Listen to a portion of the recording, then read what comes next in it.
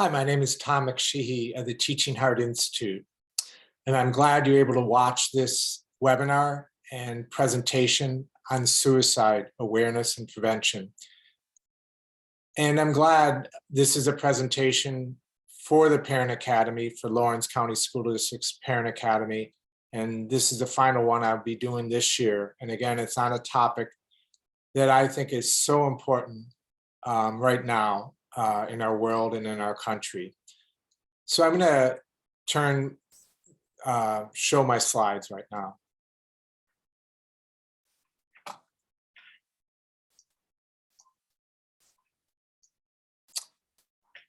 So should be seeing the screen right now.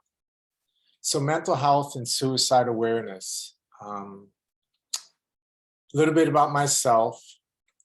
I taught 21 years as an elementary and middle school teacher. And for 26 years, I've been a licensed social worker and family therapist. There are many ways to calm yourself, from breathing to moving to different things, but here are 6 ways that you can calm the brain and balance the nervous system.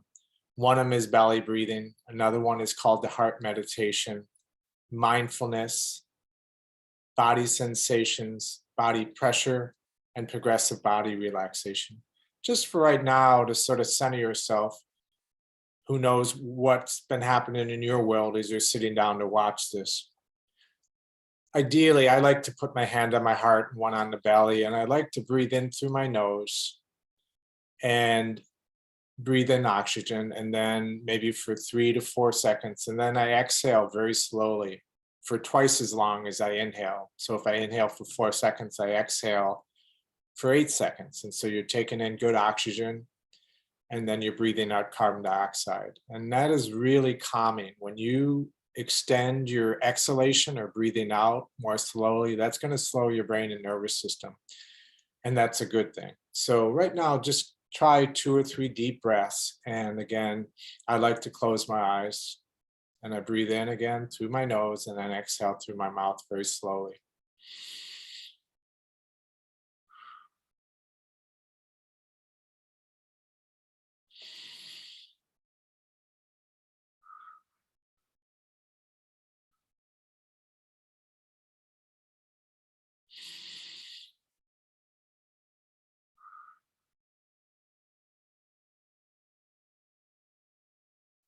Great. Okay, let's continue. I'm going to try to keep an eye on my clock here. Just going to set my stopwatch so I'm aware of time. Just want to sort of mention right now, the last 2.5 months, 5 NCAA Division I athletes have taken their lives. And these are the faces and names of these people. All of them were great athletes, and one of them was a captain of a team. And it's been an epidemic. Along with the pandemic, there's been an epidemic of young people being overwhelmed by what they're feeling, and their parents ending up taking them to the emergency room because they have thoughts of suicide, and some of them are acting on it. And again, it's so important that as parents, as teachers, as coaches, and other people who work with children and teenagers, that we help them develop their social emotional intelligence, and that we as adults develop our own, because it's very difficult to support young people in growing unless we're willing to grow in this area too. Suicide is not just an individual family problem, but it is a societal problem and needs to be addressed on the societal level if we are going to make any progress in preventing suicides. Yeah, I think often when we hear about young people, we think about what's in the word that I grew up with, which is not appropriate, but what's wrong with that person. And yes, maybe there are challenges. Of course there were in that family or that individual, but it's beyond just an individual family problem. It really is. It's a collective issue, and I'll share more about what that means and looks like. The last 2 years have been unbelievable in terms of the amount of stress that's placed on parents and teachers and children and teenagers. But it didn't create this mental health crisis that's going on in the country. To me, it illuminated the mental health crisis that had been growing for years. And this is my 36th year working in social emotional learning and education. And throughout that time, I've seen a growing trend of more loneliness in young people and more disconnection. I've dealt with loneliness in my life, and often it's when I felt unable to connect with where adults couldn't connect to me when I was a young person and couldn't understand my world or connect with me emotionally. And it was painful. And along with that came a lot of stigmas and shame around mental health. If you were anxious, there was something wrong with you. If you were depressed, there was something wrong with you. And even those words of something wrong with you has a stigma attached to it. And it's really important. And this is where learning how to feel as an adult, which is not easy if you didn't learn when you were younger how to feel deeply emotions or feel comfortable with emotions. It can be hard to connect with young people. Especially for teenagers and parents. I think the job of a teenager is to separate from their parents and become an individual. And that's very difficult, to stay connected and to separate at the same time. And parents are learning on the job, as are teachers, in terms of social emotional intelligence. We weren't raised with this in schools and homes, at least not most of us. And so we're learning on the job, and we're trying to take what we're learning, because we've learned so much in the last 20 years about the brain and the nervous system and how important connection is for mental health. And so it's a learning for all of us to how do we develop our social emotional intelligence at an adult age, and then how connect with young people or with our children. Teenager loneliness. In 2012, 18% of teenagers reported being lonely. And in 2018, 37%. And I'm sure it's much higher now with the pandemic. And this trend has been inching up as social media has come online and become more popular. The loneliness rate is growing, which is a paradox, that we're more connected through technology, but we're emotionally feeling more lonely. Some statistics about mental health and suicide. Suicides for those 10 to 24 years old rose 60% between 2007 and 2018.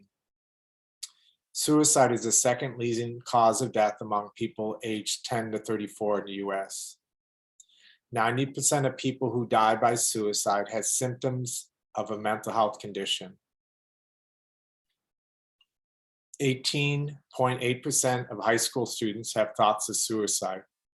That's pretty common and steady even before the pandemic. Now it's up, 50%.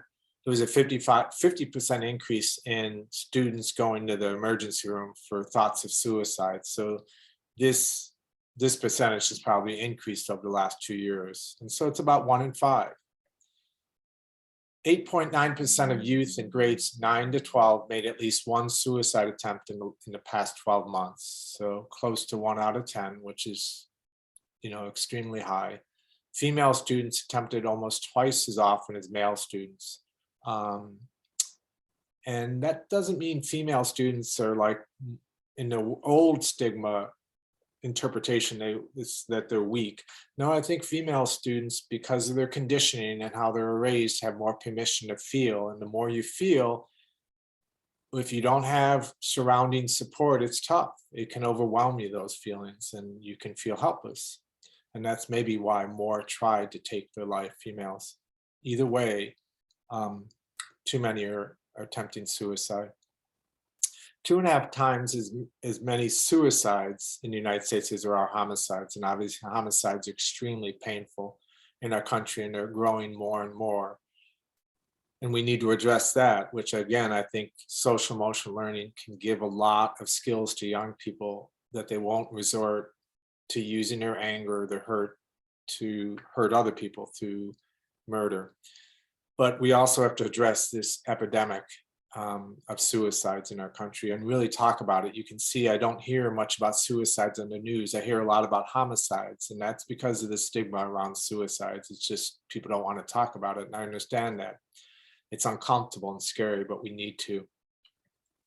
Nearly half of children with depression, anxiety, ADD, and ADHD did not receive counseling or treatment from a mental health professional.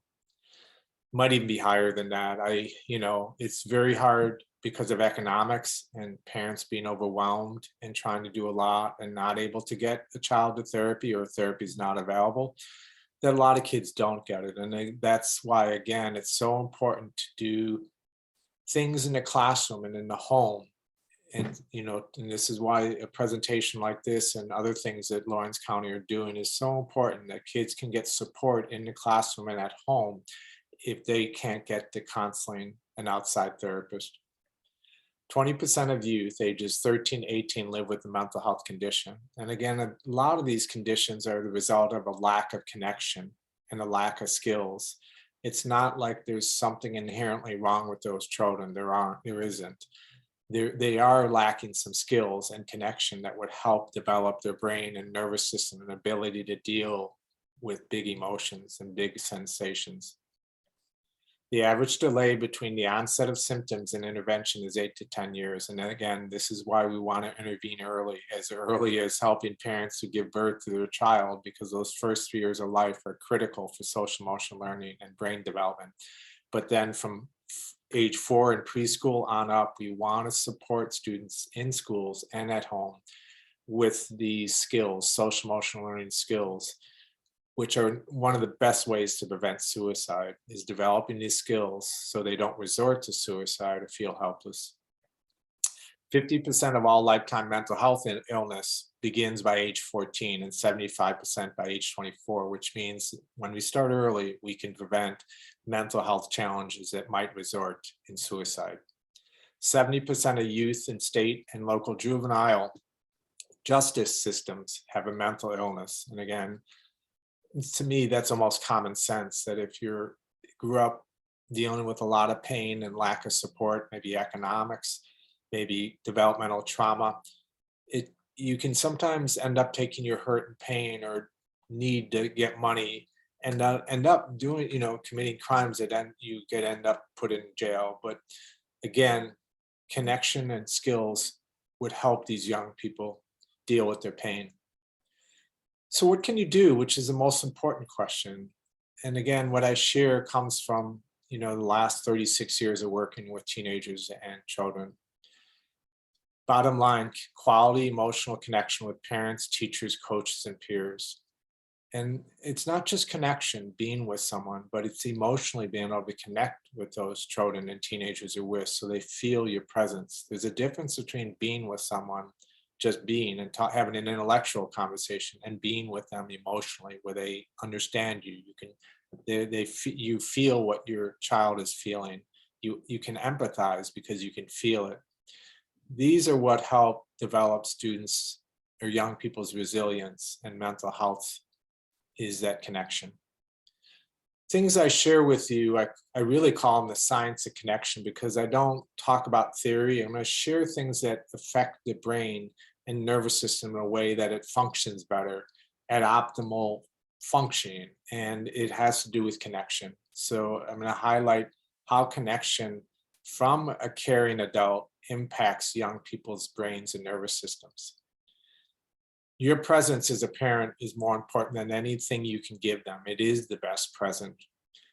The ability to be there for your child and listen to how they're feeling without giving advice, and to try to really feel what they're feeling and empathize and listen and try to understand what they're going through. And again, without trying to give advice, which is really hard because it can be uncomfortable to listen to young people's hurt or sadness or fear or anger. And to be present to that, challenges you to be present with yourself and feel that. That's not easy. And that's where it's so important for you to get the support you need in growing these skills. And this is one way to get support. There are many others. But your ability to be fully present, or at least tell your child when you can't be, and to do your best to take a walk or take a hot shower if you get home from work and you're overwhelmed, to get to a space where you can be present with them and listen. This connection speaks volumes about what I hope to teach all adults about how to connect with children and teenagers. It's not always through touch, but you can feel deeply touched by someone's presence. But this ability to make eye contact, and this young girl looks very sad, but her mom looks like she's very present with her and right there with her. And there's so much happening through their eyes, and that's really affecting in a healthy way this young girl's brain and her ability to learn how to feel sadness and comfort herself and calm herself. It's all learned in relationship to connection to parents or adults. And of course, this also goes on to the classroom. That deep emotional connection between a teacher and a child is so important for mental health. And between coaches, for those who play sports, and I was one of those people, and I had some good coaches, and I also had coaches who took their anger and their hurt and their fear and sadness out on their players, and didn't know how to connect emotionally. And it was a missed opportunity there for me and for coaches too, to really affect young people. I think those, at least awareness is changing. We'll see if it translates into action now for coaches and teachers and parents. That's the big thing. What is social emotional learning? I just want to quickly tell you that it's the ability to identify and manage your feelings, the ability to control your impulses or delay gratification, to wait, to set goals and persevere, to calm oneself when stressed or triggered, to persevere when things get tough, to communicate and relate effectively to others, to express empathy towards others, work cooperatively with others, and negotiate and resolve differences in a win-win manner. If you look over these, I know these are essential. These are fundamental skills to prevent suicide, because if you're able to do these, you're not only going to be able to deal with all the emotions going on inside you and big sensations, but you're also going to be able to connect and relate to others effectively, with build connection. And again, this is the best prevention against suicide, is emotional connection with oneself and others. I see the classroom as one of the most powerful places. Obviously, parents have an enormous impact on their children's mental health through what they do or don't do. But a classroom, because there are a group of students all the same age in there, that if you can have a classroom where they're working on social emotional intelligence, and it's a safe environment, an emotionally safe environment, where teachers are modeling social emotional learning, modeling vulnerability, meaning being able to share emotions, sadness, and self-soothe oneself, or talk about the challenges day to day, that when the environment is like that, students can come in and feel safe to share. And what students find is they're not alone, that there's other people in the room dealing with sadness or fear or anger or hurt. And when they feel like they hear from other students who they sometimes can perceive as having it all in their life, and then some students can put on a good mask, like everything is okay. And when we can start taking off those masks, and yet young people see that they're not alone and experience that, it's so important for mental health to feel connected and not alone, and that you're okay, that there's nothing wrong with you. I grew up so often feeling when I was sad that there was something wrong with me, and then adults would get upset that I was crying, and that would make me feel like, again, I was doing something wrong. And when I found other people who also had big feelings, I started feeling more okay about myself, like there's nothing wrong with me, I'm just human. And that is so healing, and that is the number one way to prevent suicides, is to be among people in groups where you can share safely and feel connected. Because when we can share our challenges, we function better, we perform better academically, in sports, in relationships, when we can stay connected and be human. Just a little bit about the brain, because it's really important to me for you to understand the science around suicide and the science around connection in the brain. This is the right side of the brain. Our brain has two hemispheres, what they call sides to hemispheres. This is a side view of the right hemisphere, this right side of the brain. And the right side of your brain is where most of the social emotional processing goes on, where we connect with people, where we feel emotions. The left side of the brain is more intellectual, the right side more emotional.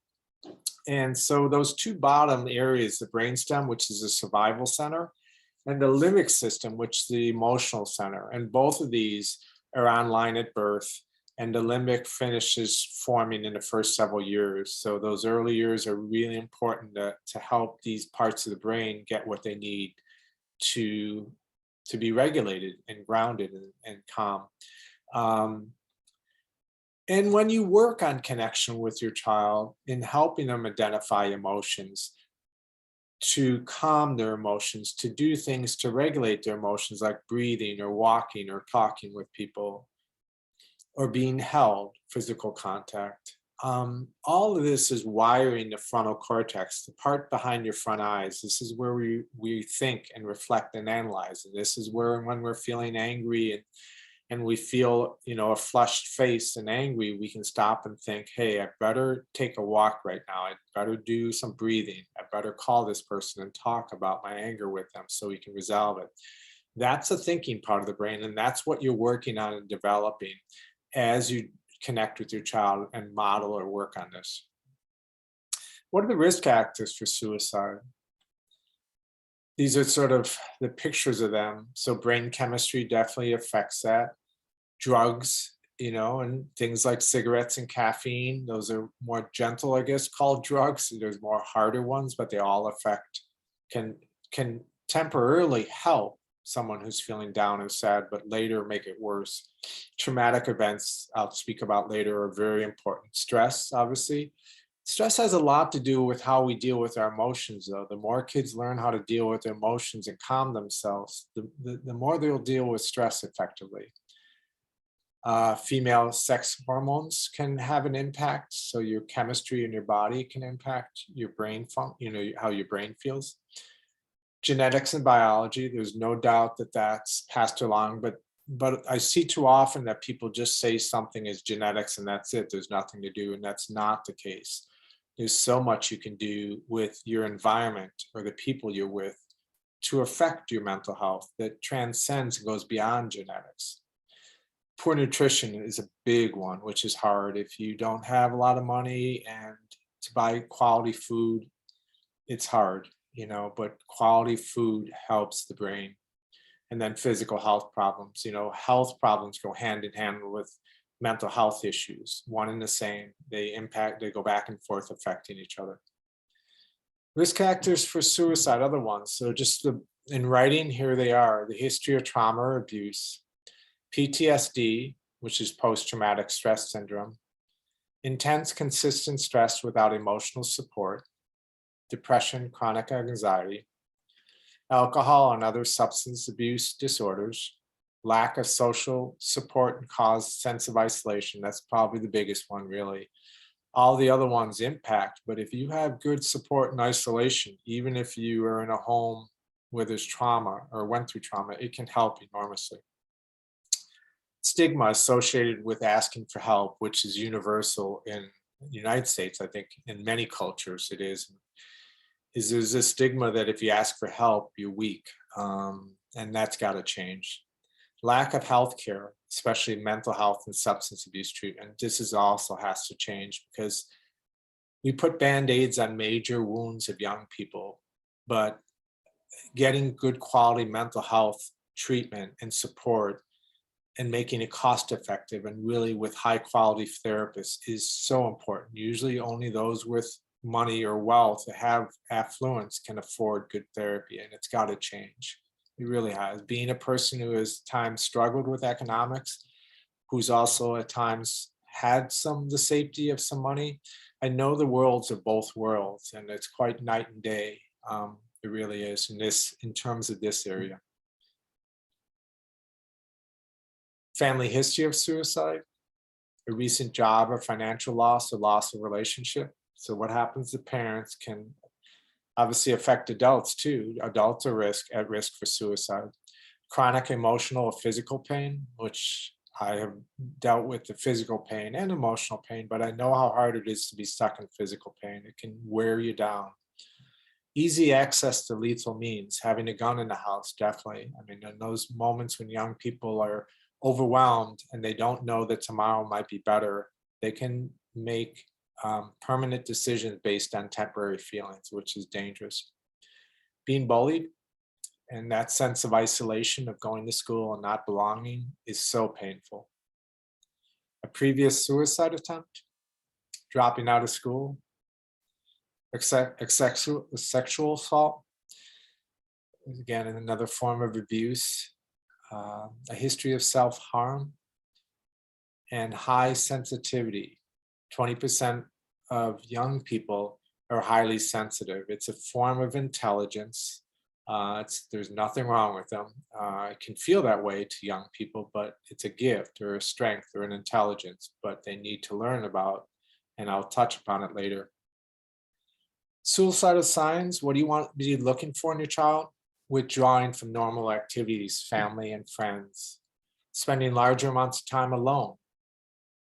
And this is tricky because some kids, like highly sensitive kids, need time alone. So it's just the amount of time, and if things change drastically. Dealing with depression and anxiety, changes in sleeping or eating habits, obsession with death and dying, giving favorite possessions away, distracted or impulsive behavior, acting out behaviors,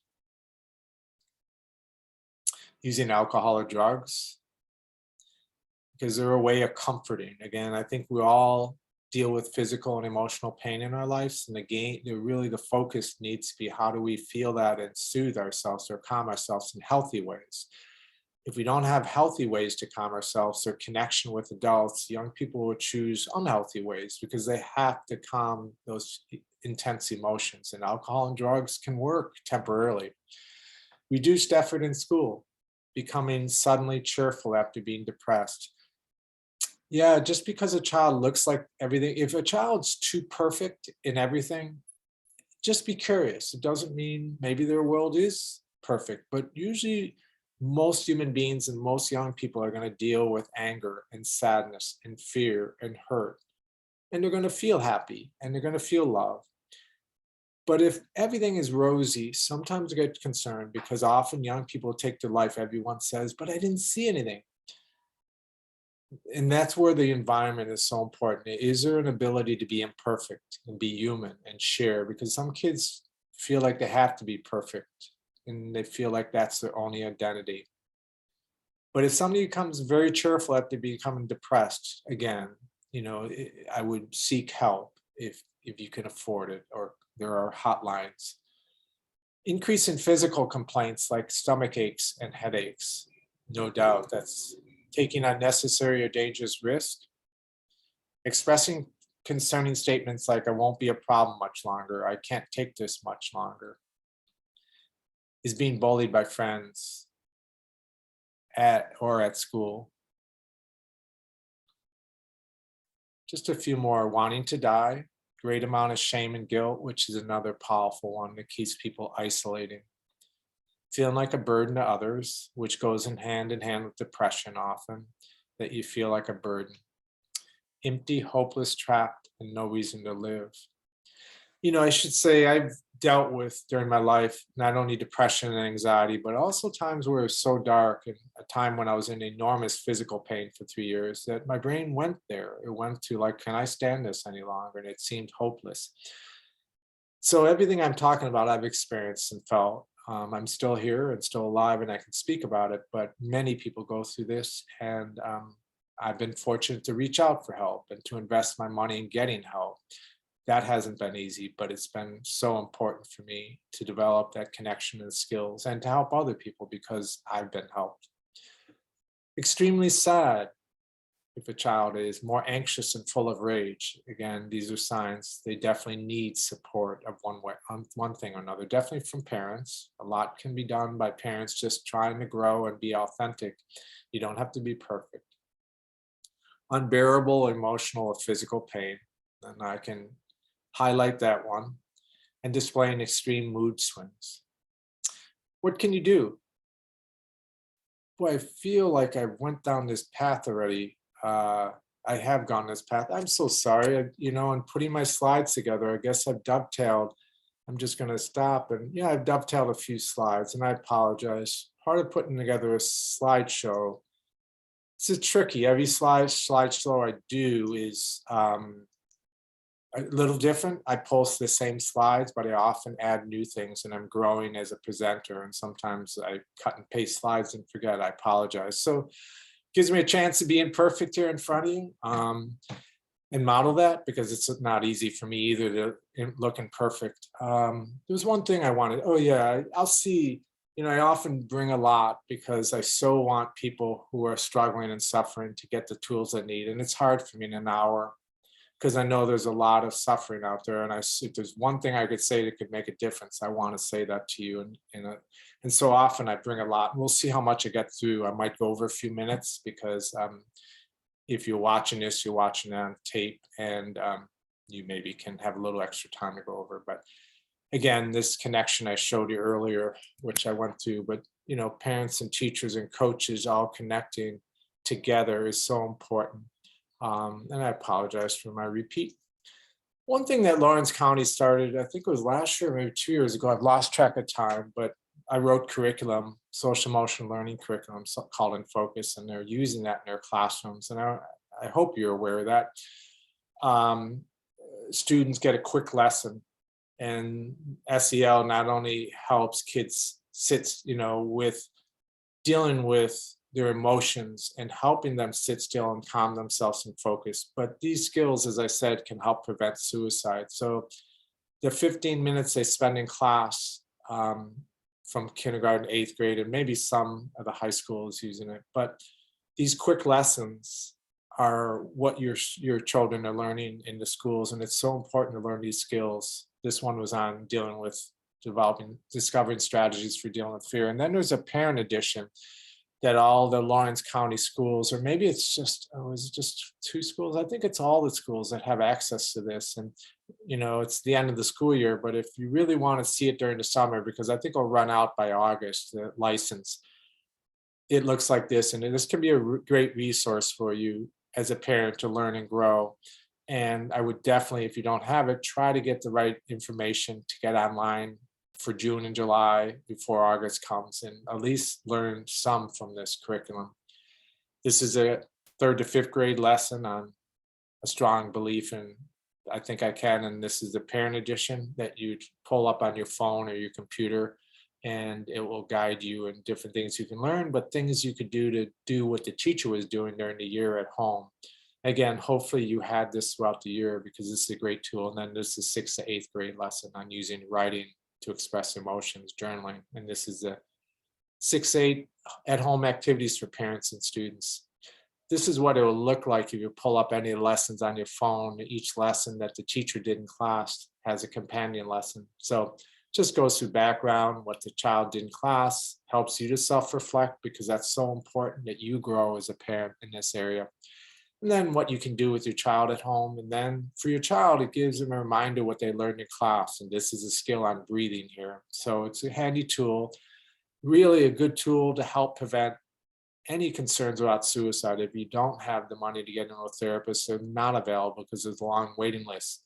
Learning yourself and trying some of these tools at home with your child can make a difference. If nothing else, it helps them know you're in this with them and trying to connect emotionally with them, and that you're not perfect, but you're trying to grow and you're trying to do the best you can to connect with them, because that will mean a lot to them. And the more you can listen to their challenges emotionally and be available, and not jump on them if they're crying, or jump on them if they're seeming distressed, and try to give advice, but you always want to try to listen first and understand before you start problem solving. I also want to illuminate too that mental health is not the absence of mental health issues or challenges, but rather it's a quality of connection. Because yes, I've been fortunate to work with great therapists and be in group therapy, and it made a huge difference in my life as a teacher, but also personally, and just dealing with life, really. And depression and anxiety are something I grapple with still. I have tools, which I'm thankful for, but I find that when I'm with people who are vulnerable with me, and when therapists have been vulnerable with me about their humanness, that they're not perfect, it helps me relax and feel okay about me the way I am. And that's big for any of us, that when we can know there's nothing wrong with us, and yes, it's not easy, but you're not alone. That that can keep young people alive, just that understanding. We do, and this is one I want to emphasize to you, and it means a lot to get this message out because I think we're sending confusing messages to young people as adults. It's often do as I say and not as I do. We often are telling young people and even giving them skills, which is good if they're open to it. You don't want to force things on anyone if they're not ready to listen and open up. And often you got to connect emotionally with someone and them to feel you as a trusting individual who's going to listen before they'll take coaching or advice. And sometimes no advice is needed, just connection. But when you're giving a lot of advice or even teaching skills, but you're not really sharing yourself and your challenges. And when I say vulnerability, I don't mean you have to share all your life story with them, but you can be vulnerable from day to day and how you're dealing with emotions or the stress you're dealing with, or when you space out, or when you go away from what you're feeling, and just to be open and vulnerable, that it's not easy for you. And then sometimes sharing challenges of what you're going through, if it's appropriate, and I'd be happy to coach you. I will be doing more and more at my website and in classes, and there's ways to learn, and I can't go into it all, but just be careful. Your vulnerability, you taking off your mask, and again, you don't want to share everything with your child, every detail or challenge as a parent. That's not appropriate. And it takes a little figuring out, but definitely what's going on moment to moment in your body and what you're experiencing and how you're trying to calm yourself and the challenges with that is appropriate. And sometimes talking about other issues with older kids or high schoolers is appropriate. If things are difficult in the house, to acknowledge that and talk about it would be appropriate. With younger kids, maybe not. So yeah, there's a high need to look good from everywhere we go. Young people are inundated with having to look good to be accepted, and what you do as a parent is more important than what you say. And when you take off your mask and share a little of being vulnerable about your pain, and again in appropriate terms, it can make a big difference in your child feeling like they can take off their mask and be imperfect. I had a kindergarten teacher in South Carolina who was using my curriculum, and last 3 weeks ago shared that her kindergartens were really behaving in a way that just overwhelmed her, and she's feeling really sad, and she allowed herself to cry. And it was a powerful moment because her students looked at her in shock, like she's a human being and she has feelings. And in many places, administrators or other people would say that was unprofessional for her to cry. I think it was extremely professional. And in terms of affecting social emotional learning and modeling it, she did an exceptional job because she was showing her students that it's okay to cry in that classroom. It's healthy, it's valuable. That she was also showing them that we affect each other, that our behavior can impact other people. And then she modeled coming together with them and talking and seeing what they could learn from that. And that was a powerful learning moment. And again, this is a scary place for teachers and parents to go to. They believe we were taught that vulnerability is weakness. Vulnerability is power and strength. And that the stigmas related to it need to change if we're really going to impact suicide. On the right side of the screen, the piece around perfectionism. I grew up with that feeling like I had to be perfect to be loved, and that's exhausting, and it's not good for mental health because it's not realistic. None of us are perfect. In some ways, we need to allow ourselves to be imperfect and human in order to connect. And for you to modeling vulnerability to create connection with your child, with other people, to start taking risk with friends or people that you might feel safe to take a risk with, because these connections that we're all doing this work is what's going to make the difference. And then finally, it's okay to be human. Just want you to be aware of your nervous system. the brain and the body are talking, and through all these wires or nerves running through our body, the nervous system runs emotions and sensations. And just be aware that we can be overwhelmed or underwhelmed, have too much going on, energy in our bodies, or too little. And that too much is anxiety, too little is depression. And just be aware it's a balancing act.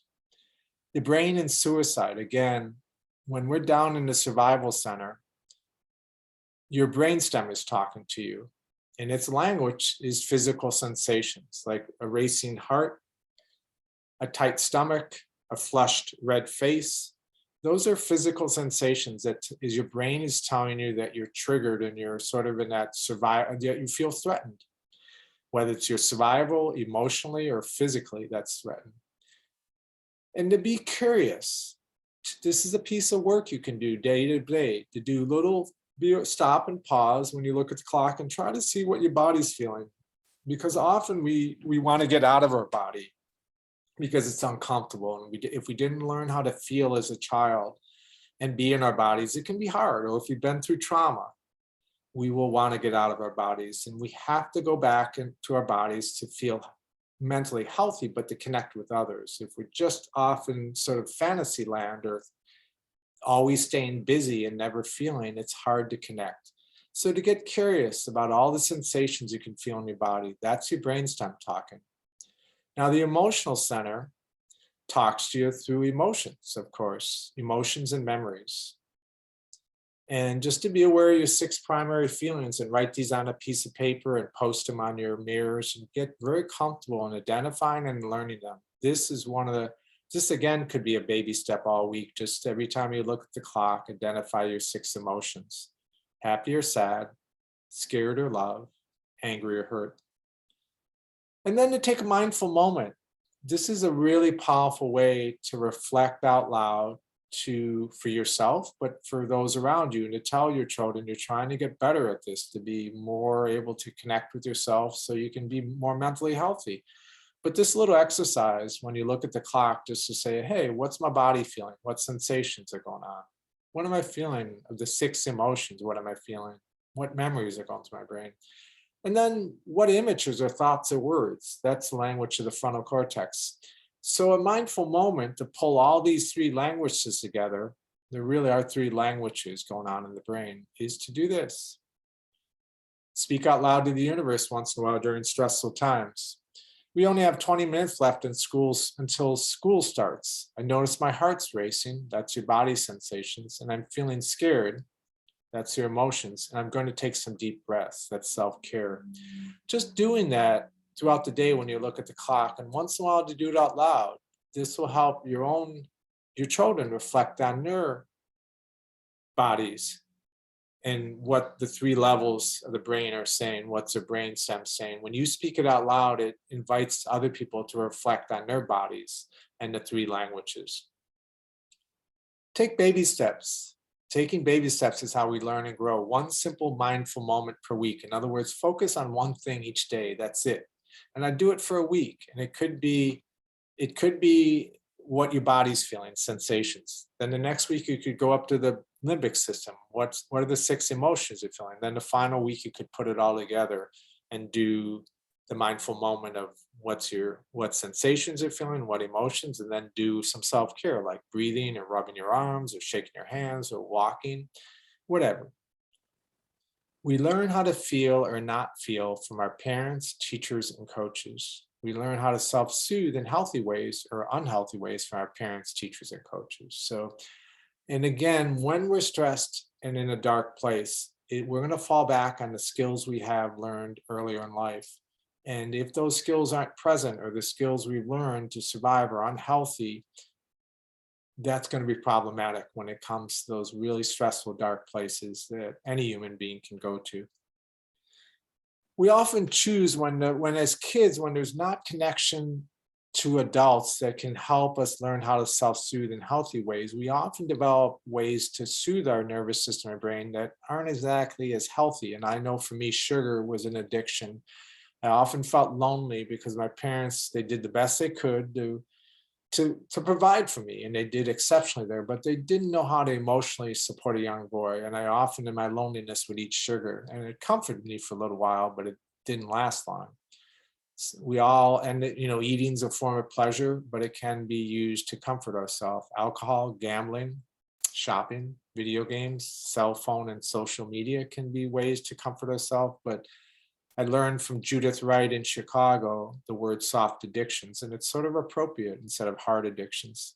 Working can be a way to comfort ourselves and can become an addiction. Keeping busy and watching TV. I think we all probably can tap into all these, many of them at least, and be aware. And the more we can choose a different way than this, if we're overdoing it, would be good. How comfortable you are being with your child's emotions. Again, she or he is going to get in some places where they're feeling big emotions, big sensations, and the ability to feel them and comfort themselves and know how to use that information. Emotions are just information and energy. And when young people can see that there's information that they can help guide their decisions and they don't have to avoid them, it can be powerful for them, empowering. So just your ability when you look at this young girl, and obviously a tear is coming down her eyes, so there's a sadness. What do you notice in your own body as you look at her? Do you have an impulse to go away or to try to make the sadness go away? Those are natural. I mean, we're going to do whatever we can to cope as a human being, but if we can't stay present with her sadness because we have trouble feeling our own sadness, then we need to tell that child that, like, hey, I can see you're sad, or it looks like you're sad. I want to understand what you're feeling. Tell me. And if you find yourself going away, you can say, hey, I want to stay with you. And I just have to tell you, this is hard because I'm not very good. I didn't learn how to feel sad, but I'm going to do my best staying here. But sometimes I space out when you're talking. That's really helpful for a young person, for you to own your challenges to this and still try to take care of yourself. And maybe you need to take a break and say, hey, I want to listen more, but I'm having trouble. Can we walk around the block together? Sometimes movement can help you deal with strong emotions.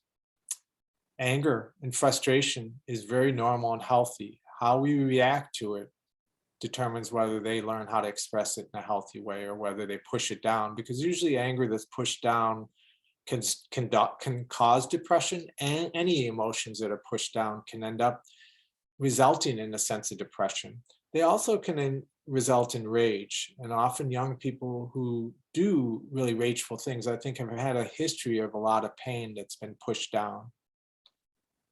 And obviously, deep sadness, deep hurt. How would you be with this young person or even this person back to here? Can you meet him and be with his anger and not shame him or try to shut down that anger and tell him that's not okay? Because anger in and of all emotions are okay. It's how we express them that determines whether they're okay or not. But the feeling of them, and they're good in and of themselves, sometimes they get expressed in hurtful ways. And back to this presence. The power of connection to positively impact brain health and mental health is profound, as we've talked about. And the more and more you can just work on understanding, even if it's hard to understand, and take time out to connect, will make a big difference with your child and their ability to cope with challenge. How much social, emotional, and psychological discomfort can you feel? And this isn't a right or wrong question. It's just being authentic and honest with yourself. I continue to learn and develop a capacity to feel a lot. A long time ago, 32 years ago, when I got into therapy, I could hold very little. Now I can hold a lot of discomfort and still be with people. And you can develop that strength. What do you do and say, it should be say, when it is too much or when you are overwhelmed? Often when we're overwhelmed, we can get reactive with people or angry or short with them, or when we're feeling hurt, we can get short and express it as anger. So just be aware what triggers you, because that as a parent what you model, and not perfectly, but authentically, is more important than what you say. More and more kids are feeling less a connection with adults because adults are overwhelmed and stressed and running, the pace of life is so intense, trying to keep up with everything that when if they're not taught skills how to feel uncomfortable and soothe themselves, and then they're dealing with the stress of life, which is getting more and more for young people, they're going to turn to connection through something. And now they're choosing the connection, which is a safe way, safer than they don't haven't learned how to face someone and be with them sometimes face to face, and they're choosing this for the connection. Then when they're even with parents, like this is better than being not connected or touching and sitting next to each other. And that's wonderful. But hopefully they're going to have some eye-to-eye connection during the day and not just this. Again, you don't have to be perfect as a parent. You just have to be good enough. You're going to make mistakes. And if you can apologize and try to grow from them and own them, that can be a big teaching lesson for your child that you're not perfect either and you're doing the best you can. Being vulnerable and real develops deep connection. It's a prerequisite for deep connection and deep mental health and, a healthy mental health. That's not the right word, healthy for mental health, you get it. Your greatest power is your vulnerability to influence a young person's mental health. We often think we have to pour information into them. And yes, we have things to teach them, but often it's the connection that will teach them so much. I worked with a young 10-year-old who had an addiction to his phone. He had been through trauma. He was a very sensitive young man, and he tried to deal with his overwhelm by going away, by tuning into video games. It was his escape from his body, from his brain, so he didn't have to feel. And again, that's okay in life. We all do it on some extent, but if we spend a lot of our day is not in our body feeling, that's problematic in a lot of areas. But the parent came in with me and we invited him to bring his cell phone in and play that video game. And I paused it at certain times and went to the 3 languages of my brain, what I shared earlier, that mindful moment. I started working on helping him start to feel in small little amounts in his body. And anyways, at the end of therapy, after a year or two working with them, this is what the mom said, which sums up what I hope all adults can learn. I learned that being a parent is not all about being a cheerleader, but showing your true emotions and mirroring your child's. I express my frustrations and vulnerabilities more, and rather than increasing my child's stress, it helps dissipate it, knowing that others feel like he does and they still flourish. I don't mean express your frustrations at your child, but that might also be okay if they're slamming the door to say, I'm angry and frustrated, you keep slamming the door. You always want to make anything you express very specific about behavior and not about who they are, and nothing globally, because that hurts deeply a young person to make global judgments about who they are. Specific things, but more this is your frustrations in life would be helpful to share with them, and let them watch you be frustrated and know how to deal with it or have trouble dealing with it. That's okay too. This is a young coach trying to coach his players, and an important part of any type of teaching, whether it's parenting or teaching itself in a classroom or coaching, in my opinion, is sharing with the young people, making it okay to share emotions. And part of that is a teacher or a coach or a parent sharing their own. Because then kids say, hey, it's okay. He or she is modeling this and showing it. And in some cases, sharing some of your own challenges. When I work with young people, I sometimes share some of my challenges when I was young so they can see they're not alone. And sometimes if it's appropriate, just how, if my dog is sick, I'll share that or something that's more safe to share. But I want them to know that I'm real and human and not perfect. So we have to take off the mask. If we stay behind here, this is what it looks like to kids, but they need to see our face and our humanness more, and not just what we're telling them, but what we're showing them. We all get triggered emotionally. I don't care how much personal growth you do the rest of your life. We all are human. We're all growing. It's a process, a lifetime process. The game is, what do you do when you're triggered? That's the important thing. And for me in therapy, one thing I learned as a child, when you're triggered, you just react. Whether that's a lot of times my family would walk out the door and slam when they're angry, or they'd get really angry and have a verbal, arguing. I didn't see a lot of people stop and pause and see that they're triggered and go inward, whatever that looked like, saying, wow, I'm overwhelmed. I'm going to take a walk. I'm going to go journal, and then we can talk in an hour. the idea of going inward to see what your pain is all about versus just reacting to what's happening and attacking someone. If we all on this planet could learn this, this would make a big difference. We all have different ages inside. There are no perfect lives and perfect parents or teachers or coaches. We're all human. But we, have more information about the brain and nervous system these days. But all of us have challenges from early ages. And as much as we want to believe we're over them, yes, we maybe healed a lot of it, they can get re-triggered.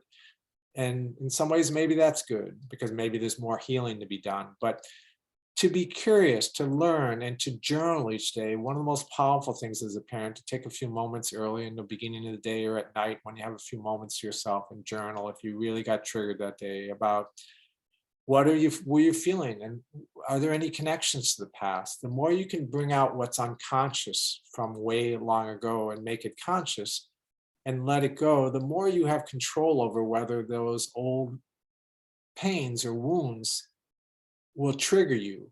And the more control you have and can think and reflect, the more power you have to connect with people. But again, just journal about these 6 feelings and if there's any connections to the past. This young girl, if you're going to be with her, how does what you're reading, what do you notice she's feeling, or at least what you think she's feeling? And this takes practice, by the way. When I got into therapy at 32 years old, I didn't know what I felt. And I've had to grow and learn because, again, I was taught, like most young boys, not to feel as a kid. But the ability to connect with this young person is not so much taking her fear away, but you going in and feeling your own fear and trying to be empathetic and listen and connect with her. Again, I just shared this technique of feel, comfort, do, to try to feel the feelings, the sensations, emotions of what your child is feeling. Don't go in trying to fix it or, problem solve. First, connect with them emotionally. Help them feel like you're trying to understand and be with them. Once you do that, that's going to be comforting just to be understood. But maybe there's some breathing to do, or a walk around the block, or give them a shoulder massage or something. And then after that, then you might figure out what they want to do. If a child's bullying them at school, then you can go into problem solving mode and help them, try to guide them and figuring out what they can do instead of telling them, because you want them to learn all of these skills, how to feel, how to comfort, and then how to problem solve. But if you're doing it for them, they'll never learn it. Again, look at her again. Just see if you can feel what she's feeling, understand it, be curious with her. Then see if there's a way to comfort. Sometimes breathing's there. Or you could say, is there ways to comfort her? This is what helps me. Would you like to try this? And, try it. And then pause and self-regulate. Remember these 6 ways to breathe. And again, these are all in focus. So if you're connected to the parent edition through the schools, you'll get a chance to practice all these. I just want to highlight in a few minutes we have left. I want to go over a few important points that I think contribute to suicide. And stigmas and shame have been going on for centuries. Our beliefs about mental health are very outdated, based on what we now know about the brain and nervous system from neuroscience. So technology shows us what goes on in the brain and body related to good connection. And many people, because of stigmas, whether it's not okay to cry, or it's not okay to ask for help or show emotions in public or at work or in school, whatever the beliefs are, they're really keeping young people imprisoned in solitary confinement, and adults for that matter. And that shame that there's something wrong with you if you're feeling sad, that is such a thing that will keep someone imprisoned. We have to challenge those beliefs. And that's why coming together in families or in classrooms to really work on these old stigmas and how they run our life is important. 37% of students with a mental health condition, age 14 and older, drop out of school, the highest dropout rate of any disability group. Just think if those 37% of students knew that they were in a classroom where everyone was dealing with different emotions. and going through tough times at different times in their life, and they're not alone, and that they would be accepted and valued for who they were in their classroom and for whatever intelligence they had. We all have some form of intelligence. It looks differently in every human being, but we all have some. And if we could all be appreciated and accepted, even if we're sad or angry or hurt, that would make a big difference for those 37 students who come to a classroom and then maybe go home to a home. They wouldn't drop out of school if they felt that sense of connection and acceptance. And that would be huge. This is an extension of what I shared earlier. Mental health is not the absence of mental health issues or challenges, but rather it's a quality of connection that we have in our lives and the level of vulnerability and authenticity in those connections. Mental health is the state of healthy connections. I often have been in situations where I'm in a group where people aren't able to feel and talk about what's going on. They make jokes to cover up their sadness or their anger. And I feel very lonely in that group, even though I'm in connection with people.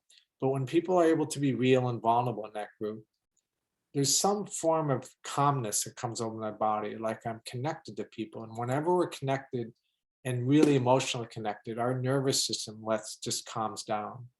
It's, again, the most powerful form of suicide prevention is creating healthy connection wherever you're at in your life or attempting to do it. I was doing a workshop or presentation for schools on saying goodbye, which is really important, how we say goodbye to the school year, to our teachers. And for students, it can be hard saying goodbye to teachers. And I saw this online and I just had to pull the picture because it said, goodbye, don't cry. And I was thinking, where do these young people learn that don't cry? Crying is a natural reaction to not only loving someone, but it's a biological reaction that helps us calm our nervous system. When I cry, it often makes me feel calmer and more connected to myself. And so changing the stigma around crying would help a lot of young people, about any emotional expression. It's not just crying and sadness, but it's anger, it's hurt, it's fear. As a little boy, I remember we'd call each other a scaredy cat just for feeling scared. Are you aware of your mental health beliefs and how they influence your behavior? Like, what are you teaching your child? And either it's unconscious or conscious, and maybe you haven't thought about this, but the things you were taught by your parents, your grandparents, your coaches, or whoever, your teachers, are they healthy? Do you want to change them? And if you're curious, just watch wherever you're triggered. Usually wherever you're triggered and have a strong reaction to something, there might be a belief in there to explore. I want to highlight just a couple topics, and we'll go over a few minutes here, because these are really important that I want you to be aware of, because not many people talk about them or know enough about these. And both of them have had a profound influence on me in my life. And I went for years, really until I was probably 37, until I learned about both of these. And I lived all 37 years with a lot of shame, and it was unnecessary. And I don't want your kids or you to go through this same shame, because again, shame creates isolation often. So highly sensitive youth, often they're stuck in shame. And 15 to 20% of all mammals, and that includes human beings, are highly sensitive. So about 1 out of 5. It's often highly sensitive youth feel like there is something wrong with them, because 80% of other youth feel and experience the world differently. And adults will often want to change their highly sensitive child, probably because they're scared. Like, will he or she survive? Highly sensitive youth feel deeply and they sense deeply. All human beings are sensitive, but these young people, and I'm one of them, I'm not a young person, but I'm a highly sensitive person. These people feel and sense everything more deeply. It is a form of intelligence, but it also can be challenging for parents to try to parent a highly sensitive child. They have amazing gifts to share with the world, but they have to learn how to deal and live in a world that overwhelms them constantly, and to know who they are and to know that who they are is good. It's not because so many kids are different and don't feel something as strongly as them. They often can feel like, what's wrong with me? And there is, again, nothing wrong with them. It is hard, but it is a gift. They're also often teased thank goodness I could play sports and I was really good and I gained respect that way. If I didn't, I don't know. I probably would have been vulnerable to teasing. And they're often susceptible to suicide. Actually, in my opinion, and this is just an opinion, not research, but from my experience working with young people over the last 36 years, I think a lot of young people who take their life are highly sensitive. And that's why it concerns me. So highly sensitive, they're often overwhelmed with sensory input. So what they feel in terms of sensations and emotions just overwhelms them. They see more, they hear more, they feel more, they're keenly aware. It's almost like they're trying to do too much with the nervous system brain they have. So up in the right side, upper right-hand corner, they feel deeply and sense deeply. Just imagine whatever you feel and sense and multiply it by 10 or 20. That's what they're trying to deal with all day long. So in some ways, they're amazingly resilient and strong. So they're intelligent. They need to learn who they are and about being sensitive, and that it's good, it's a strength, it's intelligence, and tools to cope. They don't need to be changed or fixed. You can't fix them and change them, nor would you want to do that to them. The last thing I wanted, or a few more things, trauma and PTSD is very important to me. Not many pediatricians or family doctors know. They know about physical trauma, but not emotional trauma. And often kids who go in with trauma or developmental trauma often get medicated, as do highly sensitive kids. They immediately, physicians put them on drugs. And in some cases, that's important as a Band-Aid when they're in crisis. It's helped me at certain times in my life, but you've got to do more. There are more of a temporary solution, and there's other things to do. So just being aware and learning more that stress in homes can really affect kids and their nervous system and brain and make them so more susceptible later in life to suicide. Constant stress really can lead to depression. And I'm just going to skip over. This shows you the emotional part of the brain, just so you know it's a real part of the brain. The limbic system is right there. And that's when it's overstressed a lot. It can tend towards shutting down and going to depression as a coping mechanism. And there's, again, the blue and the pink are your limbic system, your alarm system in your body that gets you fired up there to fight or to run or to freeze. I just want you to know that if your child's coming out of the pandemic and when you go through trauma, we kind of tense up and shut down as a way to cope. And then when we can relax after the threat is over, our body wakes up and we start feeling more, which can be really scary to a young person. They can start feeling all their emotions and sensations, and it can really scare them, and it can scare parents. So just know in some way, a lot more symptoms might come after the pandemic eases, because the pandemic has been traumatic for a lot of young people, and those symptoms of trauma. So again, I can't go in deep into it, but I will at my website and through classes coming up this summer and in the fall that you can learn more if you're interested. Just want to highlight this too, the brain-gut connection. So often with anxiety and not being able to deal with emotions or stress or whatever can affect our gut and the digestion of good, healthy food. And when our gut is not performing well, it affects our mood, because the gut and the brain are connecting, and 50% of the dopamine, our pleasure reward drug, and 90% of our serotonin, which is again another neurotransmitter in our body that helps us with mood, feeling upbeat and positive. Both dopamine and serotonin are neurotransmitters, and they're produced in the intestines. So you can see how much what affects our intestines will affect whether we produce these good chemicals that help our brain think clearly and deal with emotions. And then 70% of our immune system is in our gut. So anything you do with social, emotional learning, and mental health is going to be good for the immune system. So there are low levels of serotonin, or that mood neurotransmitter, have been linked to higher risk of suicide. They call the gut the second brain now, and it's the edge of research a lot for different areas of the country. So stress can impact the gut, trauma, high sensitivity because they're feeling so much, anxiety, diet, exercise can have a positive effect, as does learning emotional regulation, dealing with emotions. All this can help your gut work better, so it can produce those good chemicals and help your brain.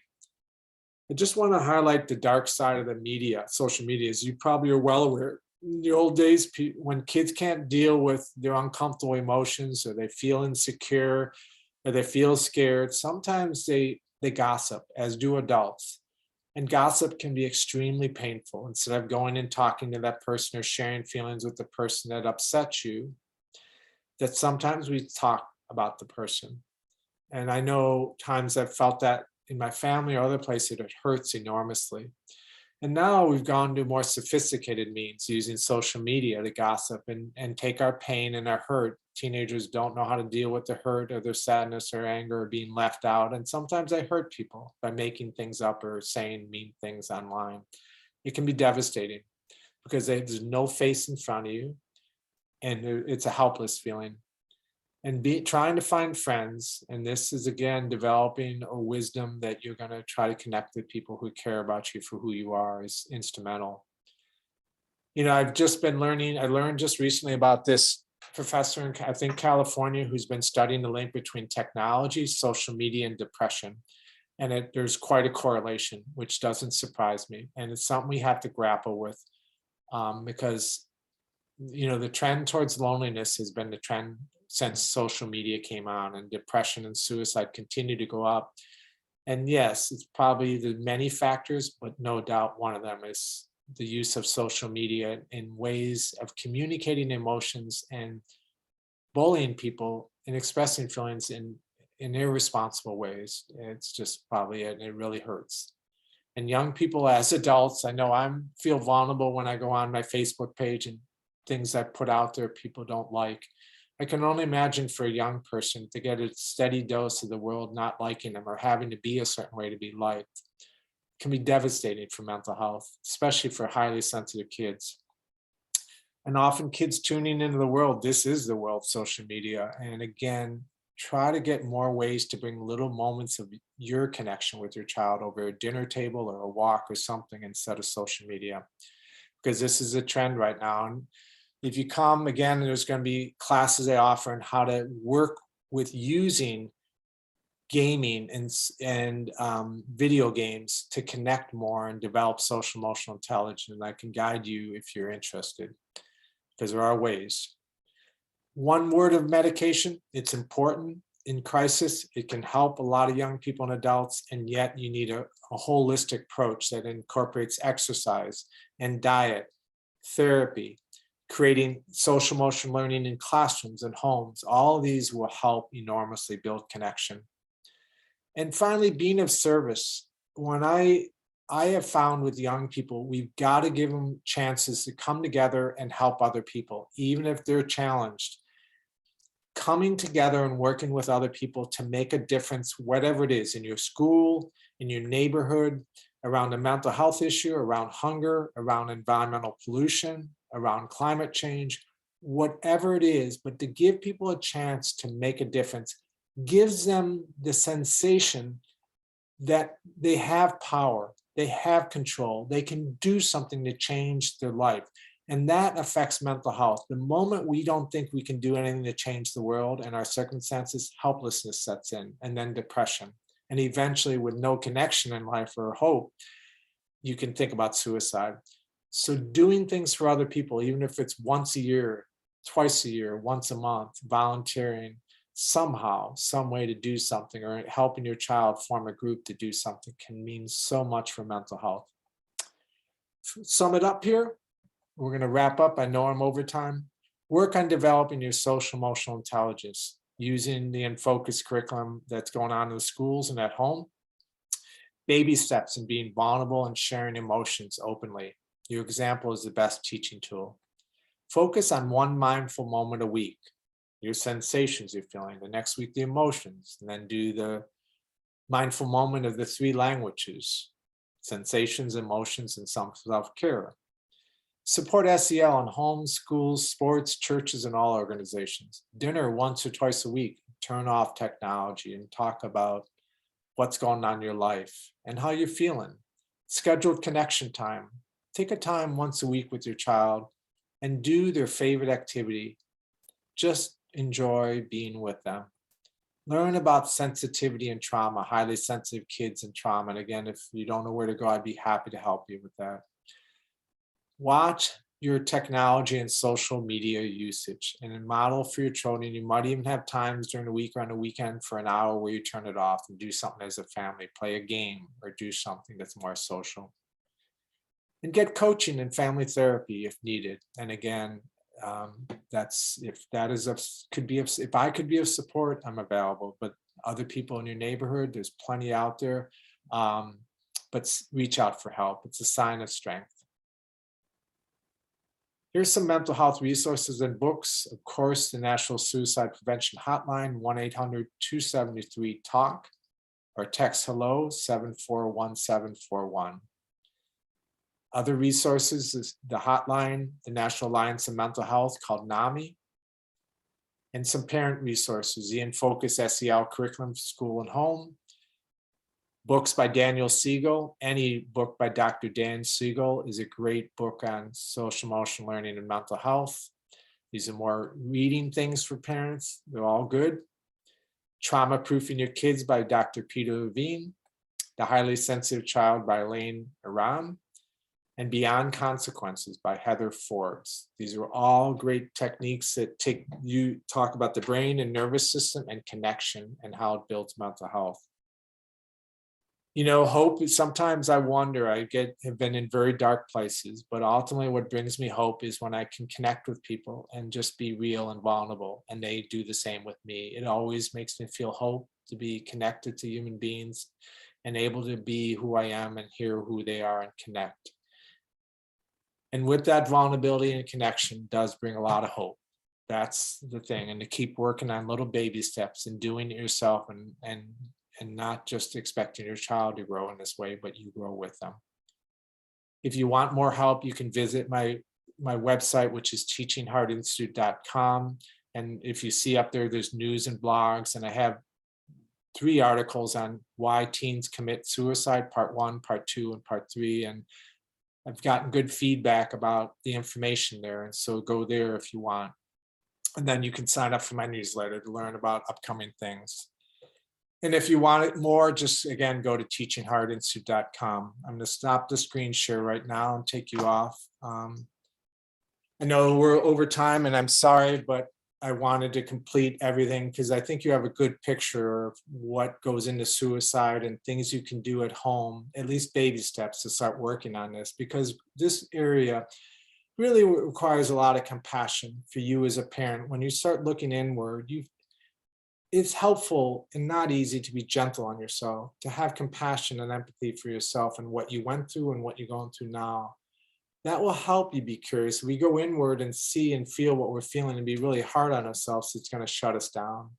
And the more you can work on this in little baby steps and share those baby steps with your child or try to make little connections with them, it's going to make a world of difference in building that connection with your child and helping them feel like they're not alone in this world. And then if it goes on in the classroom and at the coaching on their teams and other places, now we're building a society where we're growing socially, emotionally, and really giving kids the tools to prevent suicide, which is so important in this age. So I hope this has helped you. The train's going by my house here.